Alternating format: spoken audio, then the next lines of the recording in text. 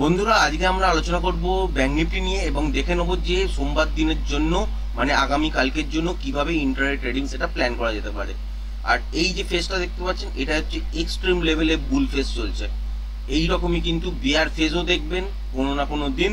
আর সেই দিনও কিন্তু মনে রাখবেন যে এক্সট্রিম লেভেলে যখন বাজার পৌঁছে যাবে তখন কিন্তু এই ধরনের মুভমেন্ট বা এরকম 5 মিনিটের ক্যান্ডেলগুলো এত বড় বড় সাইজের এইরকম কিন্তু আপনারা দেখতে পাবেন। 2008 যারা মার্কেট দেখেছেন তারা নিশ্চয়ই জানেন, আর যারা জানেন না তাদের ক্ষেত্রে বলে রাখি 2008-এর সময়তেও মার্কেট একবার পড়েছিল, ডিপ নিয়েছিল অনেকটাই, তারপর একটা বাউন্স ব্যাক হয়েছিল, তারপর যে পতনটা হয়েছিল সেখানে কিন্তু এই রকম ধরনেরই তলার দিকে মুভমেন্ট পাওয়া যাচ্ছিল। এখানেও কিন্তু তাই দেখতেই পেয়েছেন যে বাজার কিন্তু একবার ডিপ নিয়েছিল, তারপর থেকে কিন্তু ক্রমাগত উপরের দিকে, আর এক্সট্রিম লেভেল যখন চলে আসে বাজারের মধ্যে তখনই কিন্তু এইরকম ধরনের আনএক্সপেক্টেড মুভ বা আনএক্সপেক্টেড ক্যান্ডেলগুলো বাজারের মধ্যে তৈরি হয়। সুতরাং এই জায়গাটা হচ্ছে সার্ভাইভাল পিরিয়ড। যদি টেকনিক্যাল অনুযায়ী ট্রেড পাওয়া যায় তাহলে কিন্তু করুন, যদি না পাওয়া যায় তাহলে কিন্তু চুপচাপ ওয়েট করুন, কারণ ক্যাপিটালটা কিন্তু ওয়াইপ আউট হয়ে যেতে পারে। এই বাজারের মধ্যে যদি আপনি কোনো একটা বড় মুভমেন্টের মধ্যে একদম তলার ফেসে ঢুকে পড়লেন, সেখানে হয়তো একটা বড় ভালো মুভমেন্ট বা প্রফিট পেয়ে গেলেন। কিন্তু যদি মাঝামাঝি কোনো একটা জায়গায় ঢুকলেন, তারপর যদি তলার দিকে পড়ে আপনার ডাইরেকশন অনুযায়ী উপরে দিয়েও গেল, সেখানে কিন্তু এমনভাবেই প্রিমিয়ামগুলো ড্রপ হবে, সেখানে আপনার প্যানিক শুরু হবে। আর প্যানিকের মাধ্যমে আপনি কি করবেন, যে পজিশনটাকে স্কোয়ার আপ করে বেরিয়ে চলে আসবেন। কারণ কোয়ান্টিটি যখনই একটু বড় হয়ে যায় তখনই কিন্তু আপনার প্যানিক বেশি ধরতে শুরু করে। সুতরাং মিনিমাম কোয়ান্টিটিতে কাজ করার চেষ্টা করবেন। আবার অনেকেই করেন যে 2 লট 1 লট 2 লট বা 3 লট বাই করলেন, হয়তো পড়ে গেছে, আবার 2-3 লট বাই করলেন, তারপর একটু উঠেছে 2-3 লট বেচে দিলেন, আবার একটু তলায় পড়ে গেছে, আবার 2-4 লট বাই করে দিলেন, তারপর দেখলেন আরও একটুখানি তলার দিকে পড়ে গেছে, সেখানেও অ্যাভারেজ করার চেষ্টা করলেন, তারপর দেখলেন ক্যাপিটাল আর নেই, চুপচাপ হোল্ড করে বসে আছেন উপরের দিকে যাবার জন্য, কিন্তু বাজার আর গেল না। এই ঘটনাগুলি ঘটে এবং বড় বড় লস কিন্তু প্রত্যেকটা মানে ট্রেডার, যারা নোভাইস ট্রেডার, তারাই কিন্তু এই বড় বড় লসগুলো খান। এই রকম ভাবে কিন্তু কাজ করতে যাবেন না। ট্রেড ধরেছেন মানে কি, ওপরের দিকে যাবার জন্য, মানে যেদিকে আপনি ধরেছেন ধরে ফুট কিনলেন, ফুটটা ওপরের দিকে যাবার জন্য কিনেছেন, মানে বাজার পড়বে সেই হিসাবে কিনেছেন। আবার যদি কল কিনে থাকেন তাহলে বাজার উঠবে সেই হিসাবে কিনেছেন। সেইটা যদি মিসম্যাচ হয় তাহলে আপনি কিন্তু অ্যাভারেজ করে ম্যানেজ করতে পারবেন না। সাডেন একটা ছোট্ট পিরিয়ড হয়তো ম্যানেজ করতে পারেন, কিন্তু মনে রাখবেন যে বড় যদি আপনি অনেকক্ষণ ধরে হোল্ড করেন, সেখানে যদি অ্যাভারেজ করেই বারবার কাজ করার চেষ্টা করেন, সেখানে কিন্তু ট্র্যাপ হবেনই হবেন।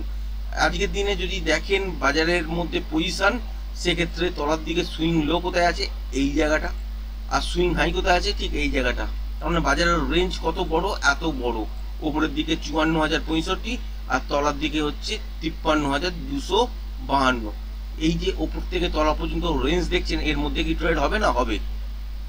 গ্যাপ আপ খুলুক বা গ্যাপ ডাউন খুলুক, যদি গ্যাপ ডাউনও খোলে তাহলে যেখানে বাজার তলার দিকে সুইং লো আছে, এটা যতক্ষণ না ব্রেক করছে ততক্ষণ পর্যন্ত কিন্তু আমরা সেল পাচ্ছি না টেকনিক্যালি।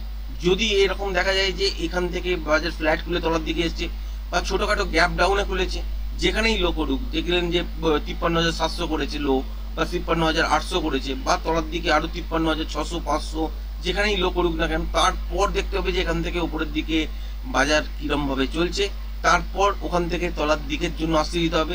যদি দেখা যায় যে ইন্ট্রাডেতে ওই সুইং লোটা আর যদি ব্রেক না করে, তবেই কিন্তু বাই হবে এবং স্ক্যাল্পিং আকারে ট্রেড বেরোবে এত দূর পর্যন্ত, যেটা হচ্ছে 54,065। আর এখানে এসে দেখতে হবে কি মুভমেন্টামের সঙ্গে যদি ব্রেক করে, সেক্ষেত্রে লাইভ হাইয়ে পৌঁছে যাবেন এবং উপরের দিকে যতক্ষণ মোমেন্টাম থাকবে ততক্ষণ কিন্তু আপনারা হোল্ড করতে পারেন।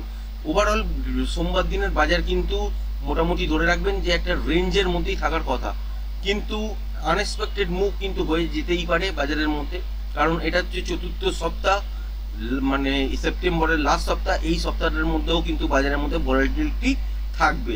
সুতরাং খেয়াল রাখবেন যে সোমবার দিন রেঞ্জ বাউন্ড টাইপের সিচুয়েশন হবে। যদি টেকনিক্যাল মুভ পান তাহলে সেক্ষেত্রে ট্রেড করবেন। যদি দেখা যায় যে গ্যাপ ডাউনে খুলেছে এই সব জোনের কাছাকাছি, যেটা হচ্ছে 53,300, কিন্তু খুলবে না হয়তো, এই জায়গায় কাছাকাছি যদি খুলে থাকে, সেক্ষেত্রে দেখতে হবে যে তলার দিকে এই সুইংগুলো ব্রেক করছে কিনা। যদি না ব্রেক করে তাহলে কিন্তু উপরের দিকের জন্য আবার মুভমেন্ট হবে। তলা থেকে উপর দিকে যাবার সময় যতক্ষণ মোমেন্টাম পাবেন ততক্ষণ ট্রেডটা হোল্ড করবেন, তারপর ডাইরেকশন ঠিক হলেও যদি বাজারের মধ্যে নয়েজ চলে আসে সেখানে কিন্তু ট্রেড করে আপনারা পয়সা পাবেন না, কারণ অপশানের মধ্যে থিটার এফেক্ট কিন্তু হাবি হয়ে যাবে। এবার যদি দেখা যায় যে ছোটখাটো গ্যাপ আপ তুলেছে কিন্তু উপরের দিকে এই সুইং লোটাই ব্রেক করতে পারেনি, যেটা হচ্ছে 54,070, যদি ব্রেক না করতে পারে তাহলে এখানেই যদি কোনো জায়গায় রিভার্সাল সাইন পান সেক্ষেত্রে শর্ট করতে পারেন এবং তলার দিকের জন্য একটা মোমেন্টাম ট্রেড মর্নিং এই দিতে পারেন। ব্যালেন্স বাড়ার সাথে সাথে নয়েজ চলে আসবে, নয়েজ আসার পর যদি আপনি ডাইরেকশন অনুযায়ী এইরকম ফেসও আপনি পান তাহলে সেক্ষেত্রে কিন্তু খুব বেশি অপশানের প্রাইস চেঞ্জ হবে না, সুতরাং ডিটোরিয়েট হবারই চান্স থাকবে। সুতরাং মর্নিংটা ফোকাস করবেন। মর্নিং এর দিকে যদি একটা স্ক্যাল্পিং আকারে ট্রেড পেয়ে যান, যদি দেখা যায় যে 54,067 ওপরে কন্টিনিউ সাস্টেন করছে বা আরেকটু গ্যাপ আপে খুলে একটা রিটেস্ট করেছে, রিটেস্ট করার পর দেখলেন যে 54,067, 68, 70 এর ওপরে কন্টিনিউ সাস্টেন করছে, তাহলে কিন্তু এখান থেকে বাই ধরা যেতে পারে। যতক্ষণ মোমেন্টাম পাবেন ততক্ষণ ট্রেড করা যেতে পারে। আবার যদি গ্যাপ ডাউনে খোলে আর এই জোনটার মধ্যে যেখানেই খুলুক না কেন 53,800, 700, 600, 500 এই যেখানেই খুলবে তারপর থেকে একটা উপরের দিকের জন্য রিভার্স হবে, তারপর তলার দিকে আসার চেষ্টা করবে, কিন্তু ইন্ট্রাডেতে যে সুইং লোটা আছে সেটা যদি ব্রেক না করে তাহলে বাই ধরা যেতে পারে, আর যদি ব্রেক করে দেয় তাহলে কিন্তু তলার দিকের জন্য এত দূর টার্গেট আপনারা পেচ্ছেনই, যেটা হচ্ছে 53,247, 50 এই জায়গাটার কাছাকাছি। আর এই উপর থেকে তখন তলার দিকে আসার সময় সেক্ষেত্রে কন্টিনিউয়েশন ট্রেড হবে। আশা করি ভিডিওটা পছন্দ হয়েছে। ভিডিওটা যদি পছন্দ হয়ে থাকে চ্যানেলটাকে অবশ্যই লাইক, শেয়ার, সাবস্ক্রাইব করবেন। আজকের ভিডিওটা এই পর্যন্তই, ধন্যবাদ।